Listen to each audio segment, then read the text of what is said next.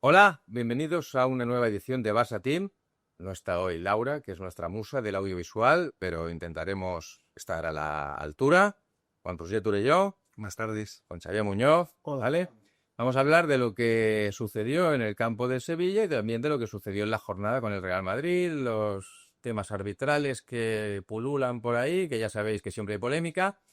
Pero empezamos con la derrota del Barça, un 4-1 sin paliativos, o sí, quizá haya paliativos, a ver qué nos dicen los compañeros, y en el que el Barça pues perdió el liderato.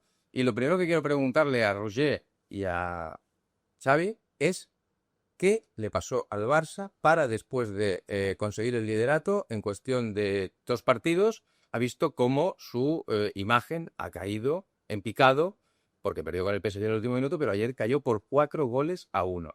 Roger.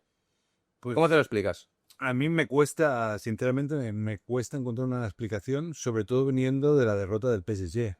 Se supone que había el toque de alerta, había sido importante, que el equipo tenía claro qué era lo que no tenía que repetir para no volver a perder.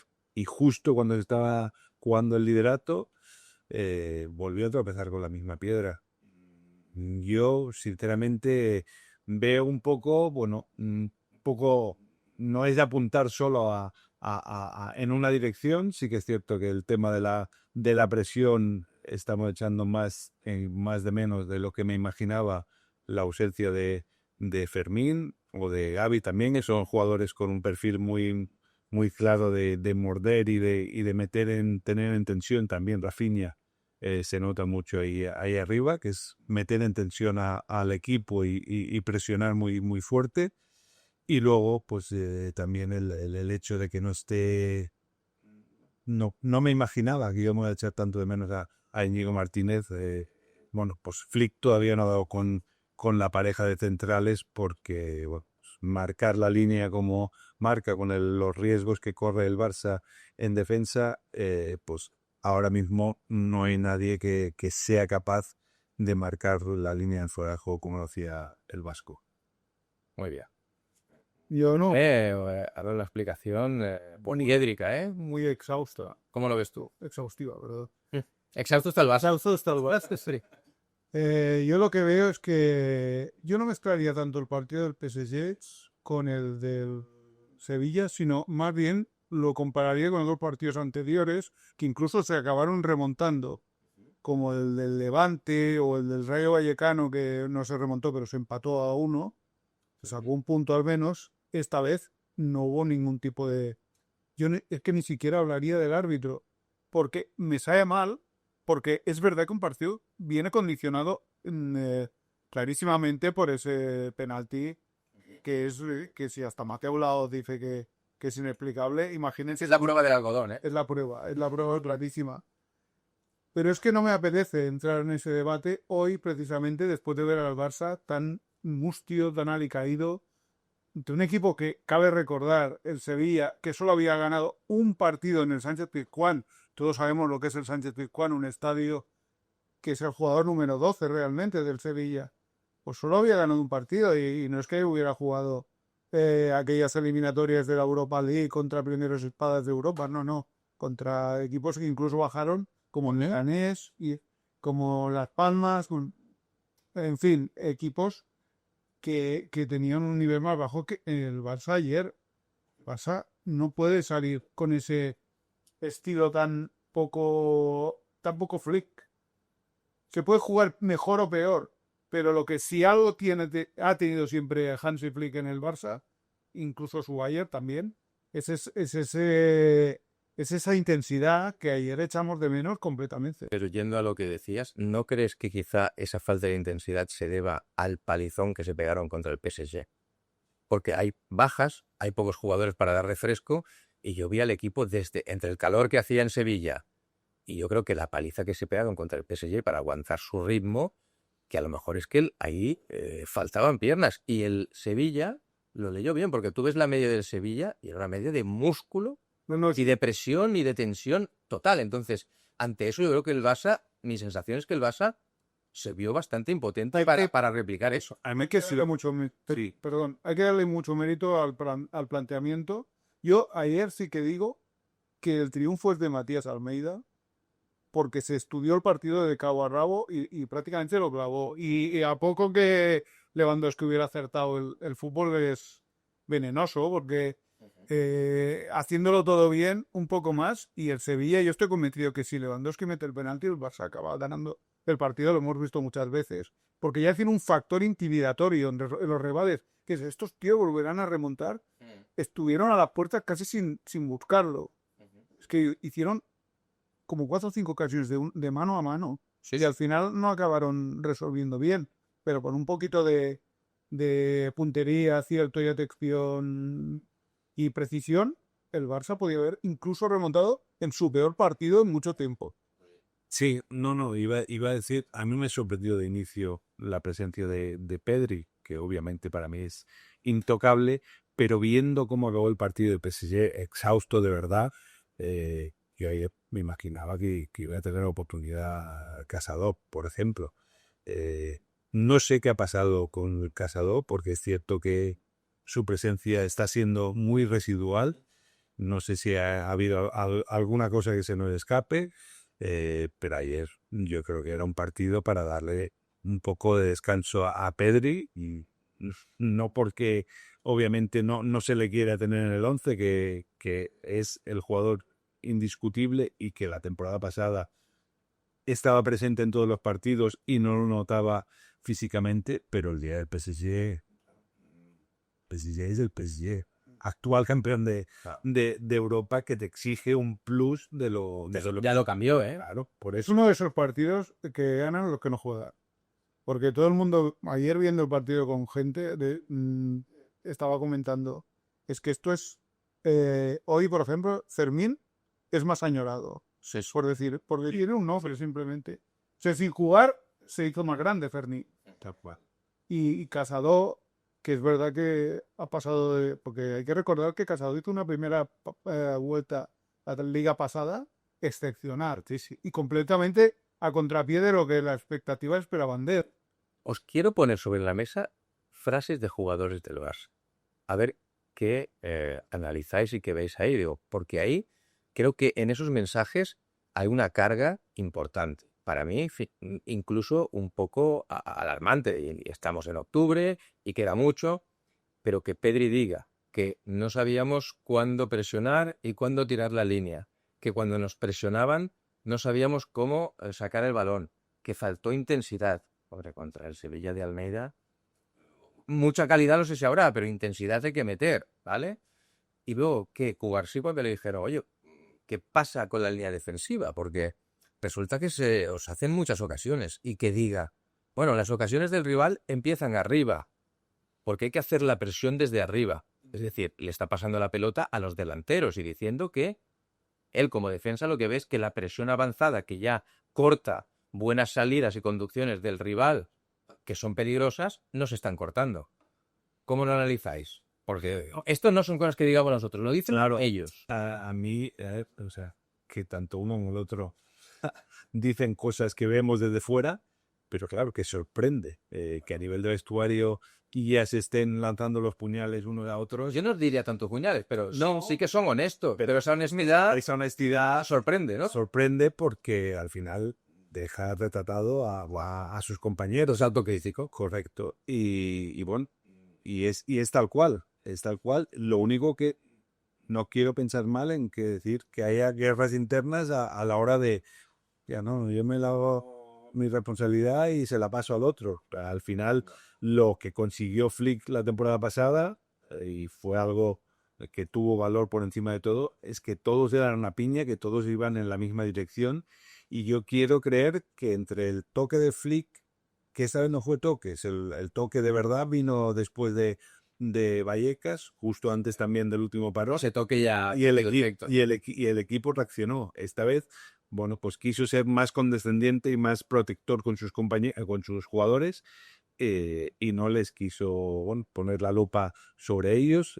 Más, el mensaje fue positivo. O sea, quiero creer que entre que esta vez el técnico, bueno, remó en la dirección de los jugadores, y que los mismos jugadores sean los que digan al final, oye, no, esto lo tenemos que sacar entre nosotros, porque si empiezan ya bueno, a echarse en cara unos a otros, mal vamos. Yo creo que ¿Cómo lo ves tú? Cubarsí tiene razón, poniendo subrayado en esa situación de que la defensa empieza en los atacantes. Esto se vio ayer claramente que no había esa misma presión y lo he visto otros partidos de esta temporada.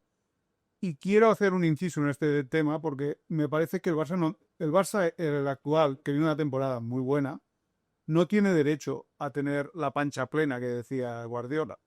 Porque en el fondo ha ganado la Liga, la Copa y la Supercopa, que está muy bien, pero no es un ciclo.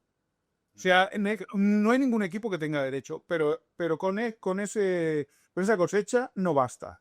El Barça es un equipo grande y como tal, cada temporada tiene que ir a por todo y no decir y no dejen partidos. Los partidos no se eligen. Yo sobre lo que yo ponía sobre la mesa os voy a dar mi visión. Yo creo que estamos en una situación en que el Barça de Flick el año pasado le cogieron la matrícula al final de la temporada. Y la acabó bien, pero recordamos los partidos del Inter y el del Real Madrid en casa, en que a pesar de que en el Inter pudo meterse en la final, pero no se metió. Pero le meten el gol del empate que fuerza la prórroga con el marcador a favor y volcado en el campo rival. Con lo cual, espacios a la espalda. Es más fácil para el rival porque metes a banda, generas una llegada, un centro y un gol. El día del Real Madrid hubo varias ocasiones de ese tipo que solventó Chesney o que el Madrid, en la figura del canterano Víctor Muñoz, no transformó. Pero el Barça iba ganando y pudo empatar o perder el partido. Y este año, en aquel momento, Flick dijo que lo había detectado y que había que cambiar, y veo que le siguen haciendo esas situaciones, como contra el PSG y contra el Sevilla también los goles vienen de esa forma. Y algunas ocasiones que no metió el Sevilla también llegaron de esa forma. Yo creo que el Barça está en una situación en que no quiere tirar la línea hacia atrás, porque Flick cree que es su seña de identidad, pero que se lo está reclamando el equipo, Porque los rivales, fútbol y los rivales. estudia, claro. tú tienes que estudiar el antídoto de los rivales. Exacto. No puede ser tan inmovilista como decir, no, yo voy con mi Pues una vez dicho eso, os pregunto, ¿qué debe cambiar o evolucionar Flick para que el Barça vuelva a ser competitivo sabiendo que hay cosas de su esquema ganador que ya le han cogido los rivales? Sí, yo creo que es que una cosa va unida a la otra. Hablábamos antes de que la presión empieza arriba, y yo creo que si no hay presión arriba, es absurdo tener marcar la línea tan adelantada. Porque, claro, la gracia es que sea un bloque entero, empezando por los delanteros, la media y la defensa, todos juntos. Si estos no te presionan y tú intentas quedarte aquí, claro, aquí salen más fácil. Ante esta situación, ¿qué hay que hacer? Conseguir volver a la presión. Volver a la presión. Para mí volver a la Coño, presión. ¿Tú lo ves como Roger o tú tirarías para atrás? No, a mí me gusta que el Barça sea ambicioso e impresionante, pero no que sea suicida. Yo creo que hay que implicar la lógica, la sensatez ante las circunstancias. Yo, por ejemplo, los dos últimos goles de ayer del Sevilla, yo los entiendo bastante lógicos. Eso es al final. Es al final porque el Barça está en una situación de urgencia y necesita ir a tumba abierta por el empate, al menos a rescatar un punto. No lo consiguió, le pillaron, digamos, a contrapié, entonces... Con todo que del empate a 2 la jugada va al 3-1. No lo interpreté de esa misma manera el día del PSG, que vi una inercia de partido que me marcaba claramente un favoritismo del PSG en el final, que llegaba mejor, con más piernas, con más entusiasmo, con mejor posicionamiento. Entonces tú lo que tienes que hacer es aplicar el antídoto a eso, que es a lo mejor protegerte un poco. No, si lo dijo el mismo Flick, también hay que ser inteligentes a veces en el fútbol y no siempre hacer eso. Pues mira, yo, echándoos a vosotros mi visión, perdona que haga de presentador, moderador y operador, pero es que lo que creo es que en el término medio está la virtud, es decir, está bien intentar recuperar esa presión y que el equipo sea compacto arriba, pero que los partidos son largos y que en un partido, a lo mejor con bajas, viniendo del PSG, las piernas no te dan para estar siempre con la defensa adelantada, porque la presión no va a ser eficaz siempre. Entonces, creo que la dirección de partido desde el banquillo y desde su prolongación en el campo, que son los centrocampistas, es decir, De Jong, Pedri, que son las prolongaciones en el campo del entrenador, tiene que ser, oye, vayamos por fases. Cuando veamos que el rival está muy potente, que nos busca las contras, tiremos hacia atrás. Cuando veamos que el rival se mete atrás, apretémosle allí. O sea, que haya un poquito de, ¿cómo te diría?, de flexibilidad y no de ser absolutamente, ¿cómo te diría?, inflexible, es decir, oye, presión arriba y la línea adelantada. Bueno, es que cuando no haya presión arriba y con la línea adelantada tienes un problema. Bueno, es que para hacer la presión adelantada o van todos a una, o porque si haces mal la presión es cuando el equipo se desbarajusta y no encuentra ese equilibrio que necesita. No te sirve de nada querer hacer la presión si no van todos los delanteros. Hay imágenes que yo vi, creo que son de Dazón, que de aquellas que ponen de posteriormente al partido, en que se ve a dos amigos, porque son amigos, que son Pedri y Ferran, pero uno que juega de centrocampista y otro de delantero, en que están discutiendo sobre el tema, yo creo que es de los ajustes, de las presiones, de tal. Es decir, y discuten vehementemente, acaloradamente, y siendo amigos. ¿Pero por qué? Porque ven que aquello no se ponen de acuerdo. Yo creo, Eso es lo que genera tensiones. no, yo creo que ahora gana mucho sentido el por qué Flick había apostado por Lewandowski muchos partidos como suplente esta temporada. Porque quizá Lewy es indiscutible para a la hora de hacer goles, pero claro, cuando llevan 7 años ya no está para hacer la presión que necesita el equipo. Como Lewandowski en sus declaraciones no hace mucho dejaba la puerta abierta, que él sabía la edad que tiene y que tiene que equilibrar esfuerzo con rendimiento. Claro. Y no tiene 27 años. Y él Y el sistema del Barça con esa presión, uno no se puede dosificar. Es a presión, pero si se hace bien, al final luego el desgaste es inferior. Aunque parezca que tal, si tú haces bien la presión, primero que juegas siempre en campo contrario y segundo que recuperas rápido el balón. Por lo tanto, el esfuerzo a la hora de el desgaste es muy inferior. Porque está muy además cuando se hace bien, que entonces está corriendo, pues como nos pasó con el PSG, que ves la estadística al final del partido y dices, si hemos corrido más que el PSG, sí, pero hay que correr con cabeza. Una cuestión, en el tema de los centrales, hay mucha rotación, hay muchos cambios. ¿Eso creéis que es porque Flick tiene 4 muy buenos centrales y cree que tiene que ponerlos a todos para que estén la línea, o sea, la dupla esté fresca? Porque vas a jugar, no olvidemos, 7 partidos en 21 días. ¿O creéis que es que no ha encontrado todavía su dupla idea? Yo lo extendería a todas las demarcaciones. Yo creo que la idea de partida de Flick esta temporada era ampliar el abanico de la plantilla y el uso de la plantilla. Respecto a la temporada pasada, en la que había jugadores que no se los acababa de creer. Yo pienso que esta temporada sí que tenía a priori más recursos para hacer este tipo de rotación y sobre todo con la marcha de Íñigo Martínez ha generado una especie de casting por la titularidad que en teoría puede venir bien a la competencia. Por un lado viene bien, por el otro lado pierdes automatismos en un sistema que requiere de muchos automatismos. Para mí, bueno, yo creo que no es fruto de querer dosificar. Prueba de ello es que el año pasado apostó casi de inicio a fin hasta que se lesionó Íñigo en la Supercopa de España. Si no, apostaba casi siempre con Cubarsí, con Íñigo Cubarsí. Y esta vez, claro, está intentando buscar la tecla. De los 10 partidos oficiales, 6 han sido la pareja Araujo-Cubarsí. Y para mí, claro, el poner a Cubarsí en la izquierda, yo creo que el propio Cubarsí no está siendo el mismo de la temporada pasada. Jugar por la izquierda le condiciona, no se debe encontrar tan cómodo.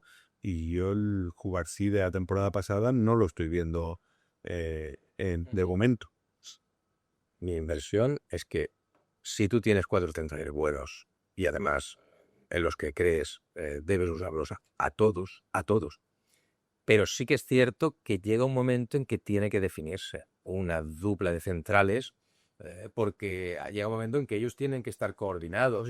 Son los que transmiten la seguridad en la retaguardia. Y se verá que él es titular. Y también os digo una cosa, se cargan las tintas con Ronald Araujo y bueno, lo ha dicho Cubarsí, no lo ha dicho él.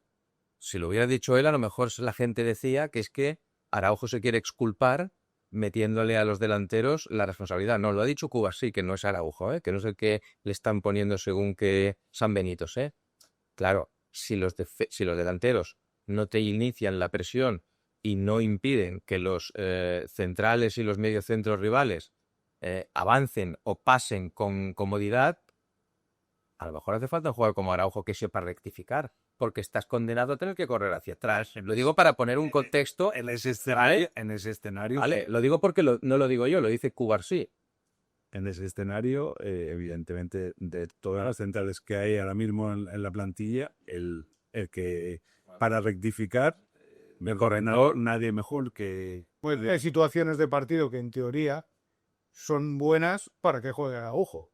Una de ellas es esa, la de la rectificación. No, es que llegan mantras a veces que, oye, es que claro, es que Araujo, si no hay presión y lo dicen los mismos jugadores, Después habrán partidos. habrá que rectificar. Me imagino, por ejemplo, no sé por decir uno, en Múnich o en Manchester City, que te agobian mucho, son equipos que te encajonan a veces, y mismo que se llegue en París.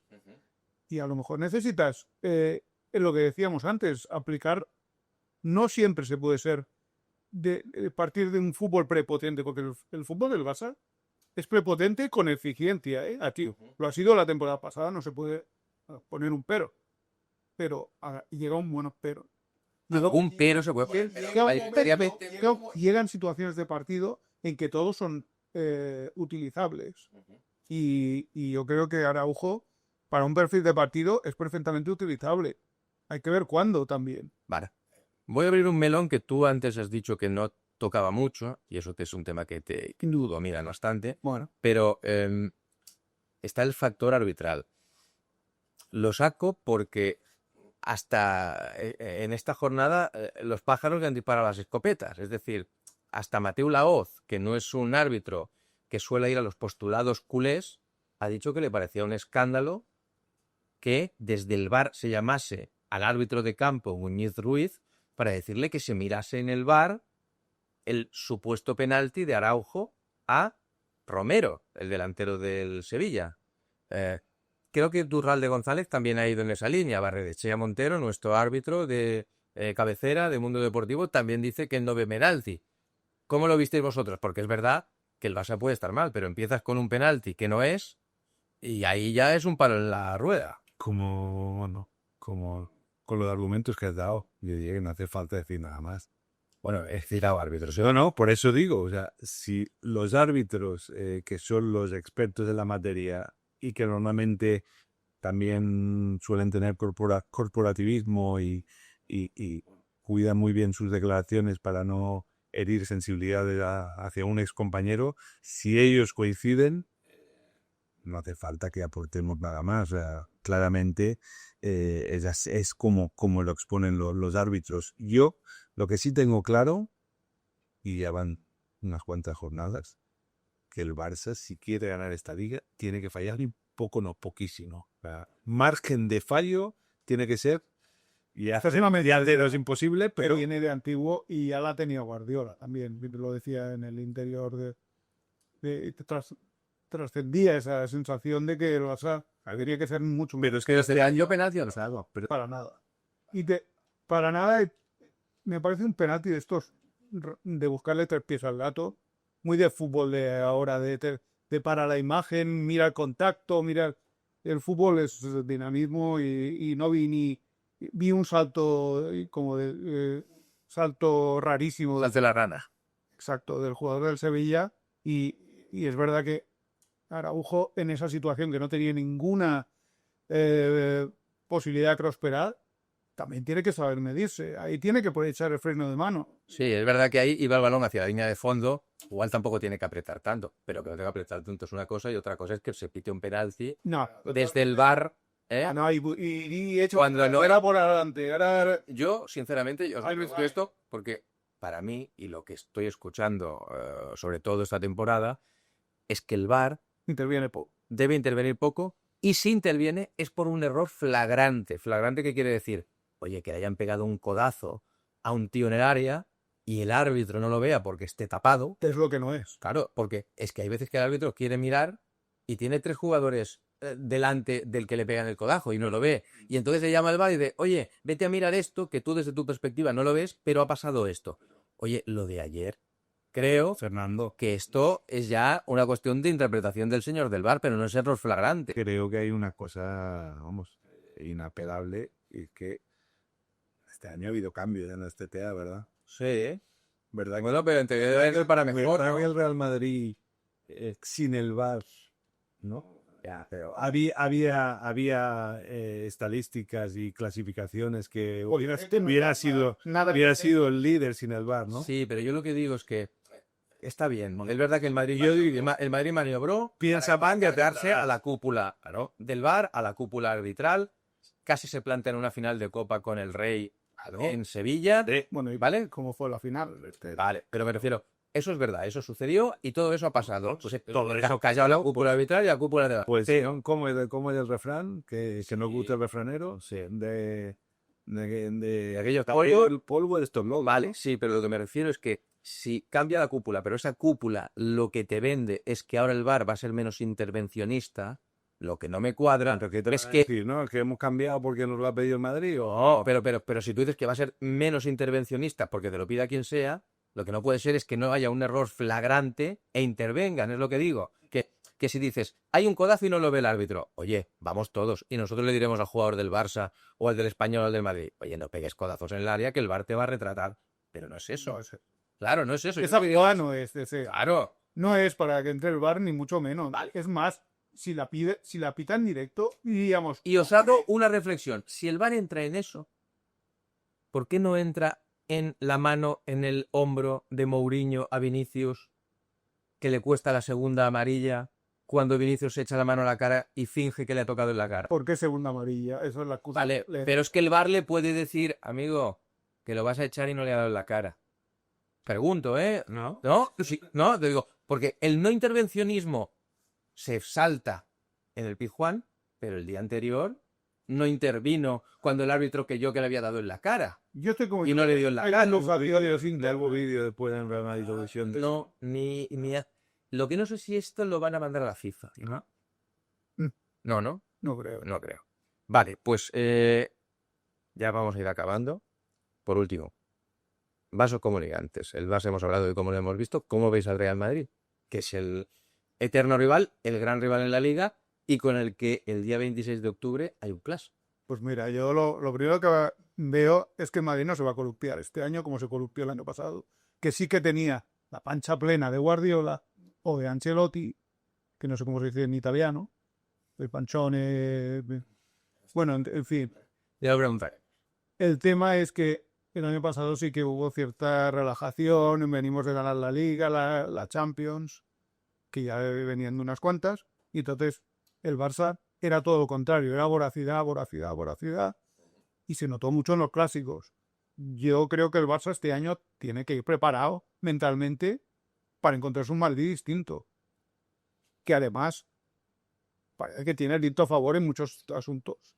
Por lo tanto, Os a favor, ¿eh? sí. Un poeta. Sí. No, es bueno, lo que decíamos antes, ¿no? El cambio de CDA tiene su efecto. No, hablo de eso, bueno, pero es un ingrediente más dentro del plato que se está cocinando esta temporada. Eso, y obviamente la mano de Xabi Alonso para mí se está notando. Es un entrenador pues disciplinado, que le gusta el trabajo, que le gusta el esfuerzo y está implicando a las estrellas que no trabajaban y que no se esforzaban. Este año saben que si quieren jugar tienen que esforzarse, que nadie le puede decir en qué posición quiere jugar, como quedó evidenciado también con Valverde ante el Villarreal. Y bueno, eso, y sin hacer un gran fútbol, pues Creo que tiene Madrid está ahí. más que ver con la inercia de un año, una temporada mermada. No, yo creo que los ciclos. Y Ancelotti ya se ha acabado, pero bueno, ahí queda. Y ahora que viene un entrenador nuevo, pues Exacto. los jugadores... Es la figura de un largador nuevo y de una mala temporada. Pues una vez dicho esto, me parece muy acertado por vuestra parte, solo diré que es verdad que esto es así hoy y que podemos tener esta visión hoy, pero que hace una semana al Real Madrid, el Atlético de Madrid le metió 5 Y los que veían la mano de Xabi Alonso hasta ese partido, ese día, dijeron, ¿dónde está esa mano? Solo lo digo para decir que es verdad que el Barça en esta jornada y en este momento ante este parón llega alicaído, pero que queda mucho, y que lo que ahora parece que tira para un lado por una cuestión de ciclos y de inercia, el Barça tiene en sus manos llevarlo hacia el otro. El Barça tiene en sus manos llevarlo hacia su lado. Correcto. Por eso siempre digo que cuando te acusan a veces de resultadista, es que, a ver, los marcadores marcan la opinión.